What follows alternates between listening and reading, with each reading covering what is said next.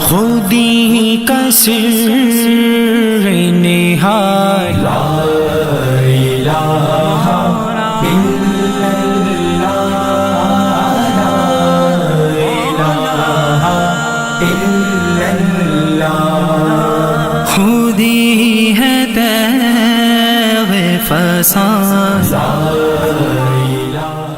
اسلام نے فرمایا لا الہ الا اللہ والوں پر نہ موت کے وقت کوئی وحشت ہوگی، سبحان اللہ، نہ قبر میں کوئی وحشت، کوئی گھبراہٹ، کوئی خوف نہیں، نہ قیامت کے روز ان کے اوپر کوئی گھبراہٹ، اللہ اکبر،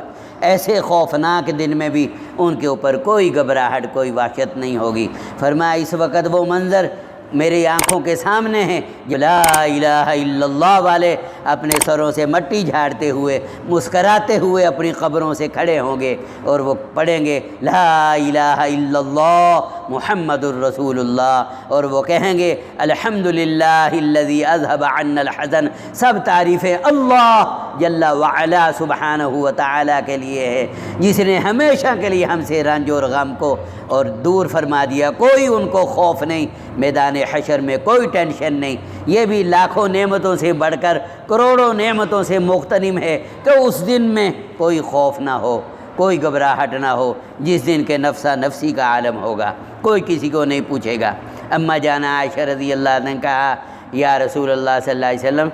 انکم محشورون الی اللہ تعالی حفاة عراة غرلا کما بدأنا اول خلق نعید وعدا علینا انا کنا فاعلین۔ اللہ فرماتے ہیں ہم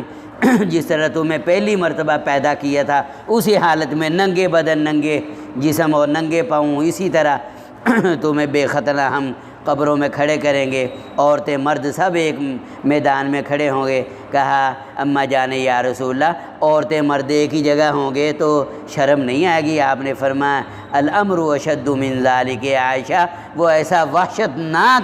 اور ایسا خوفناک منظر ہوگا کہ کسی کو اتنی جرت ہی نہیں ہوگی کہ آنکھ اٹھا کے دوسرے کی طرف دیکھ لے۔ اللہ کا عرش سامنے ہوگا اور 50,000 برس کا دن، جنت اور جہنم، وجیء یومئذ بجہنم وازلفت الجنت للمتقین غیر بعید، جنت اور جہنم سامنے ہوگی اور ہر بندے کا اعمال نامہ اس کے گلے کا ہار بنا ہوا ہوگا، تو اس وقت اتنی کسی کو جرت کہاں ہوگی کہ اپنا جو ہے دیکھ سکے۔ فرمایا قرآن نے جگہ جگہ قیامت کے منظر نہیں بیان فرمایا، تو فرمایا کہ آنکھیں پھٹی کی پھٹی رہ جائیں گی، سر اوپر اٹھائے ہوئے ہوں گے اور بھاگ رہے ہوں گے، کوئی خبر نہیں ہوگی ان کو۔ تو فرمایا ایسے دن میں کلمے والوں کو کوئی خوف نہیں ہوگا۔ تو کلمے والے کون ہیں؟ فرمایا لا الہ الا اللہ والوں پر نہ موت کے وقت، نہ قبر میں، نہ قیامت میں کوئی خوف نہیں ہوگا۔ حضرت فرماتے ہیں لا الہ، حضرت شیخ فرماتے ہیں لا الہ الا اللہ والوں سے وہ مراد ہیں جن کی زندگی کلمے کے مطابق ہے، اس لیے کہ جوتوں والا، موتی والا اور برف والا، دودھ والا وہ بندہ کہلاتا ہے جس کے پاس ان چیزوں کی خصوصی بکری ہو، خصوصی ذخیرہ موجود ہو، وہ کہلاتا ہے۔ کیوں جی؟ کپڑے والا ہمارے پاس بھی تو کپڑے ہیں،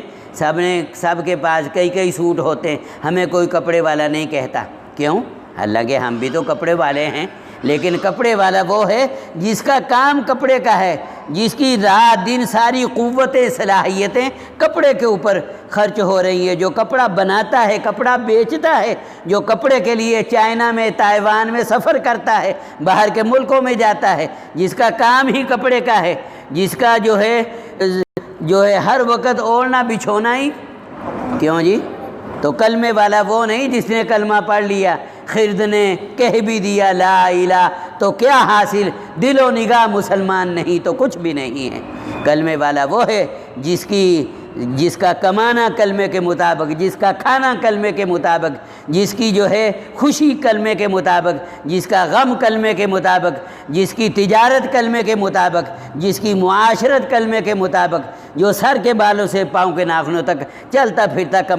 کلمہ شریف کا عملی نمونہ جیسے صحابہ تھے۔ اللہ اکبر، یہ ہیں کلمے والے جن کی زندگی کلمے کے مطابق ہو۔ جی ہاں، تو یہ کیا ہوا؟ یہ جس طرح کسی نے کہا ہے کہ وضع میں تم نصارہ ہو تو تمدن میں یہود، یہ کیسی مسلمانی ہے کہ جنہیں دیکھ کے شرمائیں یہود، اس طرح کا کوئی جملہ ہے نا۔ تو یہ مسلمان جن کو دیکھ کے، جو کلمہ پڑھ کے جھوٹی قسم کھاتا ہے، جو کلمہ پڑھ کے جھوٹ بول کے مال بیچتا ہے، یہ کیسے کلمے والے ہوئے؟ کلمے والے وہ ہیں جن کی زندگی، جن کا دیکھنا کلمے کے مطابق، جن کی بولنا کلمے کے مطابق، جن کی سوچ کلمے کے مطابق، لا الہ الا اللہ یہ مقصد زندگی ہے، محمد الرسول اللہ یہ طرز زندگی ہے، ان کی زندگی میں کلمہ نظر آتا ہے، ورنہ وہ تو طوطے کی راٹ ہے۔ جس طرح ایک بزرگوں نے، وہ میں نے بھی دیکھا، ایک اہل حدیث مسلک کے تھے لیکن سعودی عرب میں کافی رہے، متعصب نہیں تھے، اپنا حضرت مولانا عبد الرحمن عاجز مالیر کوٹلوی، ہمارے پاس کچھ کتابیں بھی ہیں ان کی، میں نے بھی کئی مرتبہ ملاقات ہوئی، ہر وقت رکت رہتی تھی اور خوف کا غلبہ رہتا تھا۔ ہمارے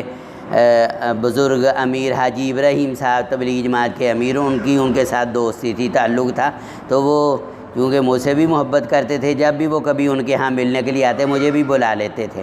انہوں نے یہ کتابیں لکھی ہیں، موت کا سایہ، قبر کی پہلی رات اور موت کا جھٹکا اور عالم برزخ، اس طرح کی ان کی کتابیں ہیں، کچھ ہمارے پاس بھی ہیں۔ تو وہ ان کے پاس ڈی ٹائپ میں ان کی رہائشی زیادہ سعودی عرب میں رہے ہیں۔ ایک مرتبہ انہوں نے مجھے خط لکھا، وہ کہنے لگے میں حیران ہوتا ہوں،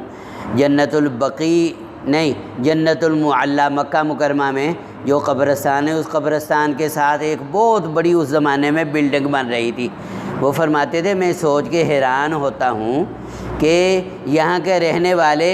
رات اور دن مردوں کو دفن ہوتا ہوا دیکھیں گے، کس طرح ان کو یہاں نیند آئے گی، کیونکہ اس کی کھڑکیاں جو ہے اس بلڈنگ کی ساری قبرستان کی طرف کھلتی ہیں۔ جنت المعلی بہت بڑا قبرستان ہے، چاروں طرف عمارتیں بڑی بڑی بنی ہوئی ہیں۔ وہ فرماتے تھے میں سوچتا تھا، وہ اس لیے وہ نصیحت فرماتے ہوتے تھے کہ کبھی کبھی قبرستان جایا کرو۔ تو انہوں نے طوطا وہ پالا ہوا تھا اور اس کو کلمہ سکھایا ہوا تھا، وہ طوطا پڑھتا تھا، میاں مٹھو اگر کہے نا کلمہ پڑھو، وہ پڑھتا تھا لا الہ الا اللہ محمد الرسول اللہ، وہ کلمہ پڑھتا تھا۔ تو ایک مرتبہ وہ کوئی مہمان آتے وہ کلمہ پڑھ کے سناتا تھا، میں نے موبائل میں کہیں دیکھا تھا، کسی نے دکھایا کسی ملک میں طوطے نے پوری قل ھو اللہ احد پڑھی، بلکہ الحمد شریف بھی پڑھی، مجھے یاد پڑ رہا ہے، اور شاید معوذتین بھی پڑھی۔ تو جانور ہے، سیکھ جاتے ہیں۔ تو طوطے کو کلمہ سکھایا ہوا تھا، وہ کلمہ پڑھتا رہتا تھا۔ ایک مرتبہ پنجرے کا دروازہ کھل گیا، بلی آئی، اس نے طوطے کو پکڑ لیا، اور جب پکڑ کے اس کو جو ہے اوپر چھت کے اوپر لے کے گئی تو وہ طوطا، اس نے ایک مرتبہ بھی کلمہ نہیں پڑھا، بلکہ جو وہ ٹیں ٹیں جو آواز ہوتی ہے طوطے کی نا، وہ ٹیں ٹیں ٹیں ٹیں ٹیں کرتا رہا، حتیٰ کہ اسی میں جو ہے بلی نے اس کو گلا جو ہے کاٹ دیا اور جو ہے وہ مر گیا۔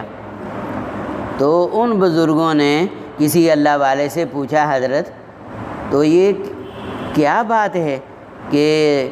طوطے نے وہ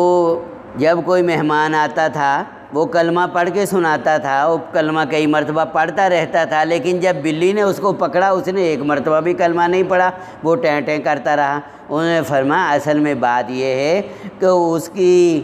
جو گھٹی کے اندر، اس کے اندر جو وہ ٹیں ٹیں ہی تھی، وہ کلمہ صرف زبان کے اوپر تھا، تو جب بلی نے اس کو دبوچا تو جو زبان کے اوپر تھا وہ بھول گیا، جو اندر چیز تھی وہی زبان کے اوپر آئی۔ تو فرمایا اسی طرح موت کے وقت جب ملک الموت انسان کو دبوچے گا اور اس وقت جو ہے جان نکلے گی، اس وقت نزع کی حالت میں جو زبان کے اوپر لفظ ہے وہ نہیں آئے گا، جو اندر ہوگا، دل کے اندر کلمہ اترا ہوا ہوگا، پھر زبان کے اوپر کلمہ آئے گا۔